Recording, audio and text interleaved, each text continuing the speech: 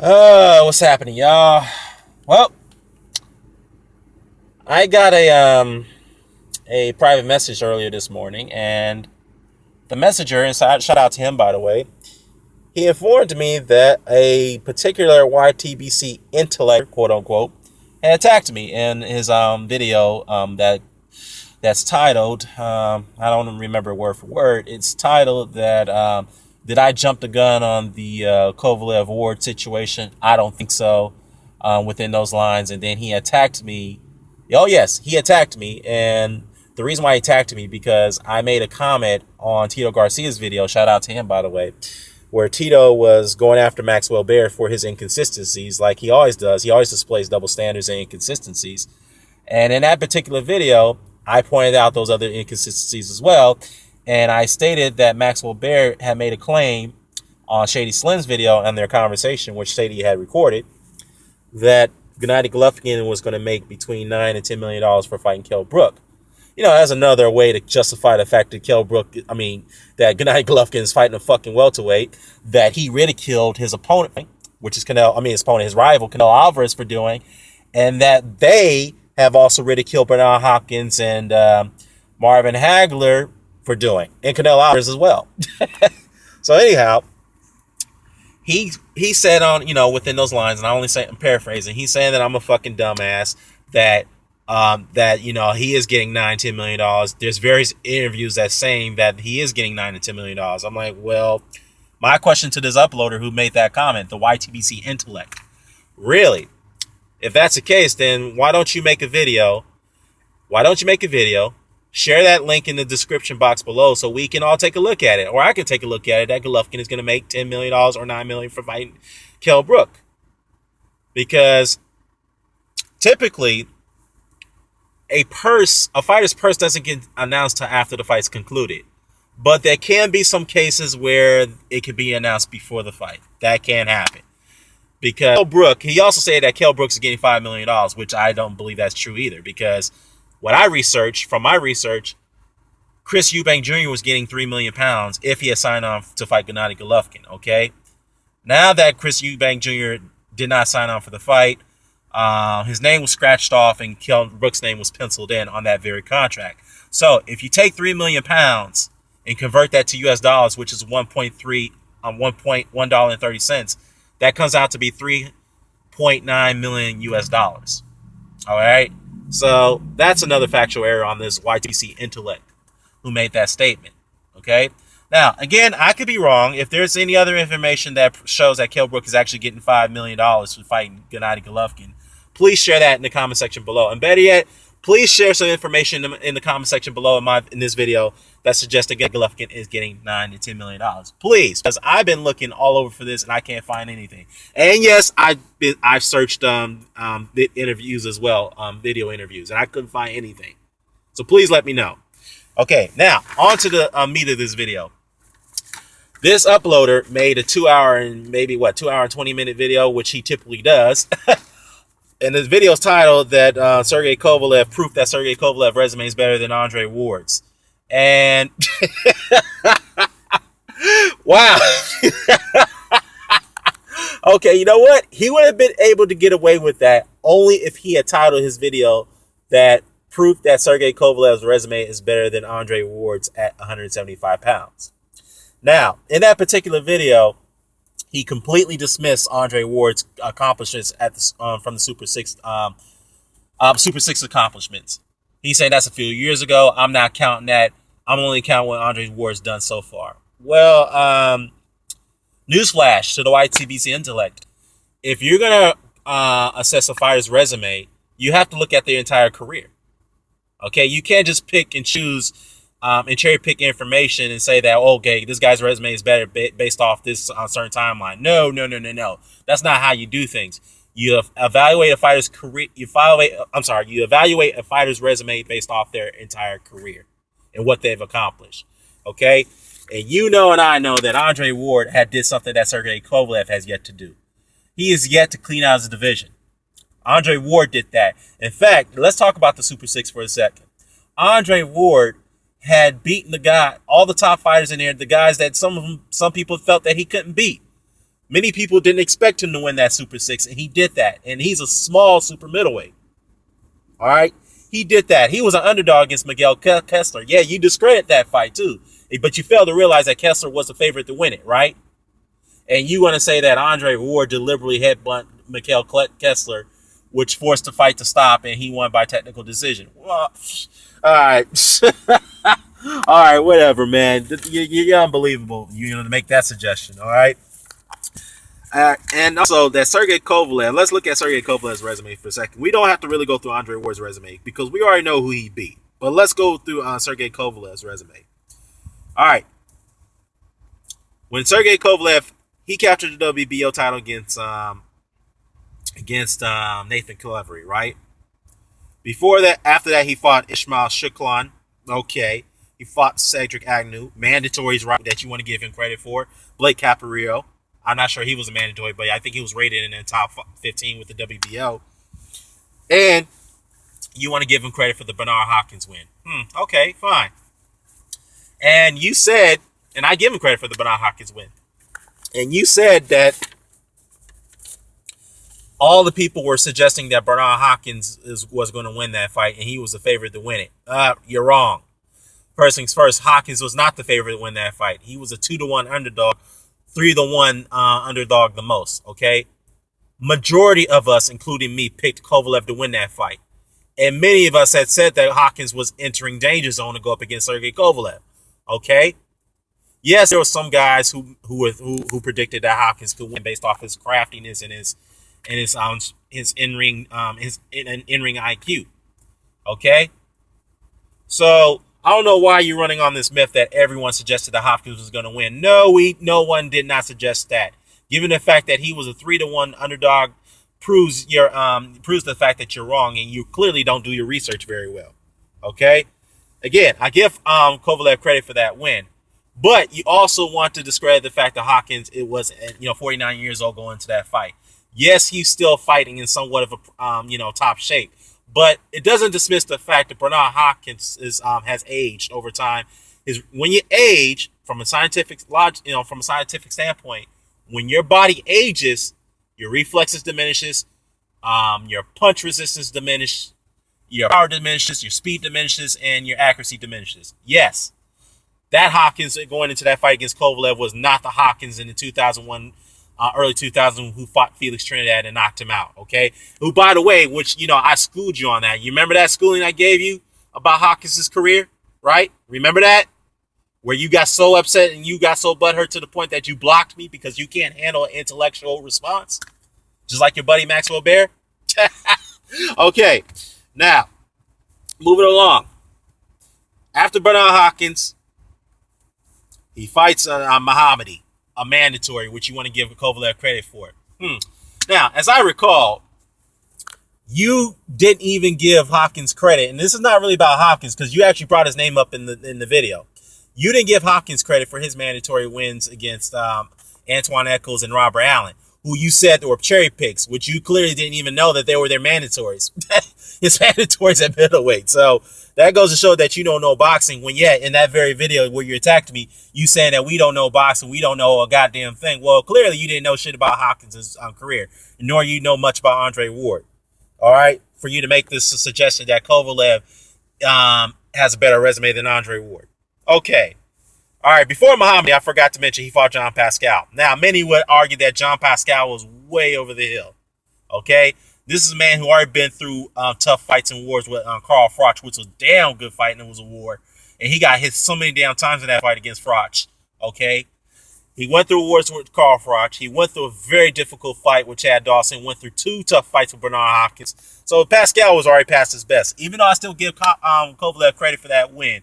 But it is what it is. All right? Then he fights Pascal in a senseless rematch, a rematch that nobody didn't even want and nobody really cared about. But the only way, the reason why that rematch was made, because Kathy Duva knows that to make money on her number 1 fighter, she's going to have to fight him in a big market, which is Montreal. Okay? Other than that, he fights Isaac Chilumba. Now, I was one of the very few people who defended Chilumba, okay? He's not a bum. He's a good fighter. But we cannot dismiss the fact that Isaac Chilemba didn't deserve that shot. You know why? Because he was coming off a loss. And you didn't even mention that in your video. So you went out there and propagating that the Chilemba fight makes sense, but you're saying that it's okay for a fighter coming off a loss to get a title shot. All right. You also mentioned that nobody else wanted to fight Kovalev. Well, you're wrong about that. I think there were plenty of fighters that would have fought him. Sean Monahan would have fought him. Marcus Brown would have fought him. Okay. Organ Bramer probably would have fought him. Okay, if he was asked the opportunity. Eric Suklan would have fought him if he was asked the opportunity. Sobransky would have fought him if he was asked the opportunity. All right. There could have been options been made, but the reason, you know why the Chilemba fight was made? Because Kathy Duva also promotes Isaac Chilemba. You didn't mention that in your video, did you? Oh, no, you didn't. So it was easier to make. All right. And to all fairness to Isaac Chilemba, he did surprise me because I thought he was going to get knocked out no later than 5 or 7 rounds. But he did surprise me, and he made Kovalev look very, very bad in that fight of his awkwardness and his defensive style. So, you know, all power to him. But at the same time, I didn't think he deserved the title shot at all, especially coming off a loss. So again, when you're vouching, when you're trying to, for you to support that fight with Kovalev and Chilemba, you're saying that it's okay for a fighter to get a title shot coming off a loss. Okay. All right. Moving along here. Now, speaking of Hawkins, speaking of Hawkins, man. This is where I have to go back to the fact that you saying that people don't know shit about boxing. You pretty much are attacking me and Tito Garcia. But let me remind you about that schooling I gave you about Hawkins' career, which I have to allude to again. Yeah, you sitting here, you want to defend Gennady Golovkin's fight against Kell Brook, right? And you're saying that Kell Brook is actually one of your favorite fighters in the world, which is bullshit because you never mentioned Kell Brook at all in one of your previous videos until now, when the fight got announced. Okay? You were the guy who discredited Hawkins' win against Felix Trinidad and Oscar De La Hoya. But you didn't even know when I schooled you that Felix Trinidad had a prior fight against a middleweight by the name of William Joppy, right? Knocked him out cleanly. And he went into that fight as a 3-1 favorite to beat Bernard Hawkins. You didn't know that very fact, did you? And you also claimed in that very video, claim when I schooled you that James Toney, Bernard Hawkins ducked James Toney at middleweight. Well, you didn't know that Bernard Hawkins wasn't even a ranked contender at that time when James Toney was a reigning champion, right? You didn't know that Hawkins didn't become a ranked contender until he actually won the USBA title, right? And James Toney at that time moved up the weight to fight Iran Barkley for the super middleweight title. That was back in '93. All right, talk about nobody who doesn't know shit about boxing. Okay, and let's talk about, you also mentioned Adonis Stevenson, right? How Adonis Stevenson blatantly ducked Sergey Kovalev. Oh, you're half right and you're half wrong. And let me tell you something. Let me tell you why. Yes, Adonis Stevenson ducked Sergey Kovalev, all right? Blatantly ducked him, went on to another network, actually verbally agreed that he will renew his contract with HBO and fight Sergey Kovalev. All right? Blatantly ducked him to go to another network, pursue more money, to fight Bernard Hawkins, which that fell through. But you neglect to mention that Sergey Kovalev also avoided Adonis Stevenson by pulling out his purse bid along with Kathy Duva. And let me tell you why. You didn't know, or you probably neglect to mention, that Kathy Duva lobbied the WBC to install Sergey Kovalev as the mandatory challenger to Adonis Stevenson's WBC title, which is totally unheard of because we never have seen a champion from a sanctioning body, from another organization that's recognized, become a mandatory to another champion's title. We never seen that done before. So Kathy Duva was able to pull that off. But her intentions was not really to get that Stevenson fight. You know why? Because she was banking on that fight going to a purse bid, which it did. And Stevenson's team ultimately agreed to that. So once that fight was going to a purse bid, she immediately pulls out. You know why? Because she was banking on Stevenson to vacate that title. As soon as Kovalev became mandatory, she was hoping that he would vacate that title so that way he could fight for it in a vacant fashion against another top-rated fighter. But since Stevenson didn't vacate, she pulls out. And it made her look fucking stupid. And she made various excuses why she pulled out that purse bid for Sergey Kovalev, because she cited that it was HBO situation. There was a contract dispute where Kovalev couldn't make that deal, which is bullshit. So, yeah. So basically, you didn't mention that at all, where Sergey Kovalev and his promoter also ducked Adonis Stevenson. Wow. Talk about being biased and a fanboy, right? Unbelievable, man. Unfucking believable. That you can be one-sided on your videos, but yet you don't want to hold those standards to another fighter that you don't like. Interesting. Okay? Now, you want to discredit Andre Ward's Super 6 win as a way to prove that Sergey Kovalev has a better resume. I mean, again, you cannot evaluate a fighter's resume by cherry-picking information, just like you did Manny Pacquiao. All right? Yeah, you forget to remember that I was the one who challenged you for debate on Manny Pacquiao. All right? Let's debate Manny Pacquiao's resume against Evander Holyfield. Your partner, which is the guy who lives in Ecuador, against my partner, Dilltown. Since you didn't respond, you ducked me. You didn't want to take me up on my debate offer. See, this is the thing about you and you, these so-called YTBC intellects, right? You guys run around claiming that you're more intelligent, you're far more superior in knowledge than the guys like myself and others in the LDBC, right? Well, when we call you guys out for debate, let's debate on a live format and let's get on a live platform on an agreed format. You guys back out. You want no part of it. Then you want to come up with various excuses. You go ahead and block us when we come at you guys in an intellectual way. And then you want to go back to your keyboard and shit about us. Wow. Being a coward, right? So, yeah, this is where I have to say that you can't always have it both ways, okay?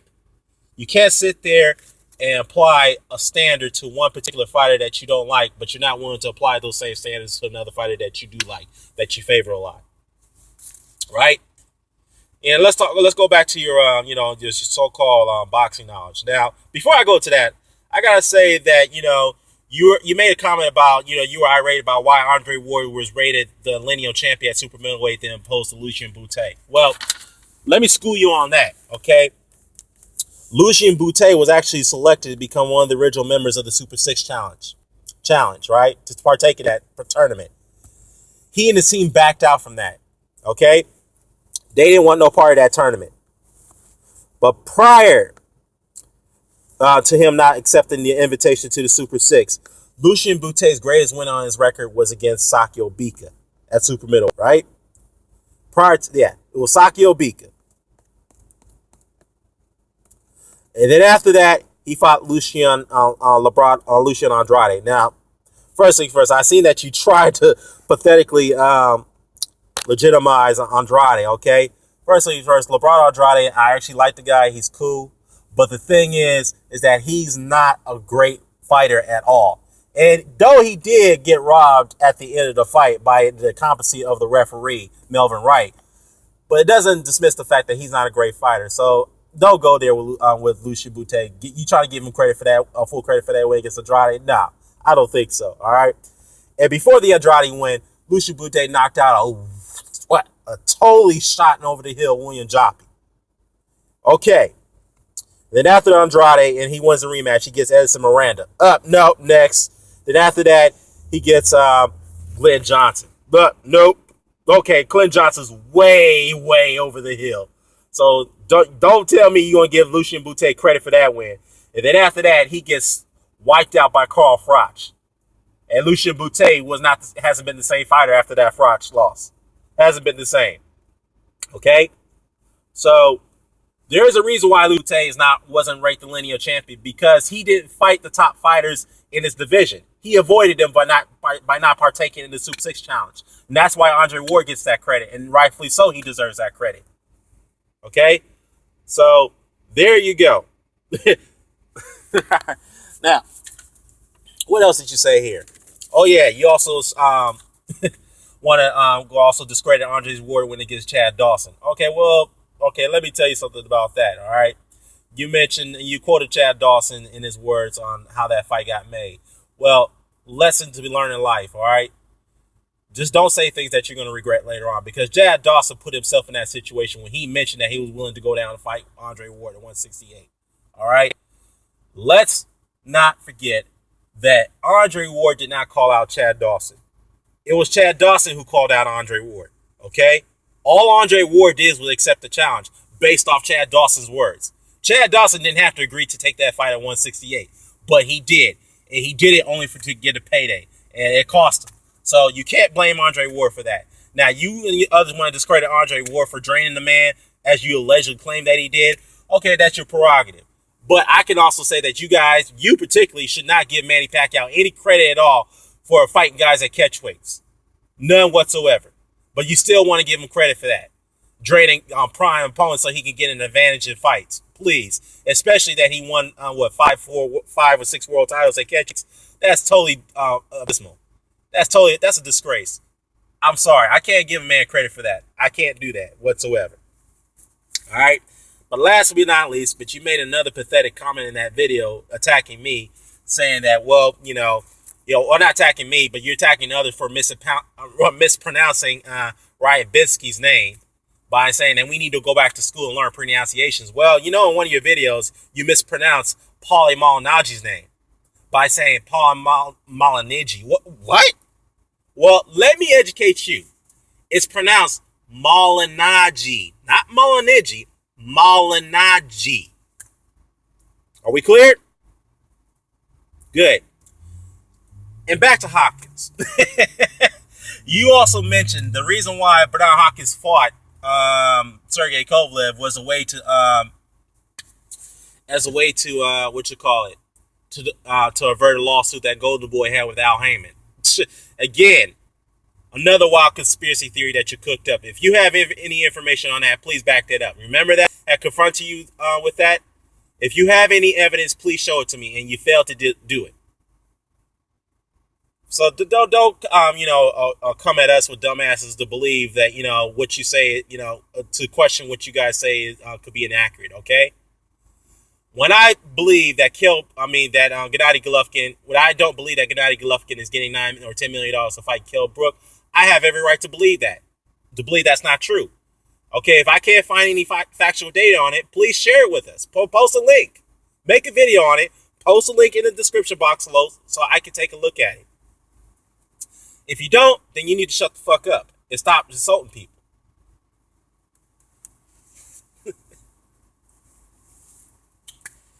Oh, my goodness, man. You guys, you YTBC intellects. Yeah, that's what I'm going to have to call you guys from now on. The quote-unquote YTBC intellects. Yeah, you guys are so intellectual, but yeah, you refuse to take on debates with us LDBC members. That's all I got to say, man. I'm out.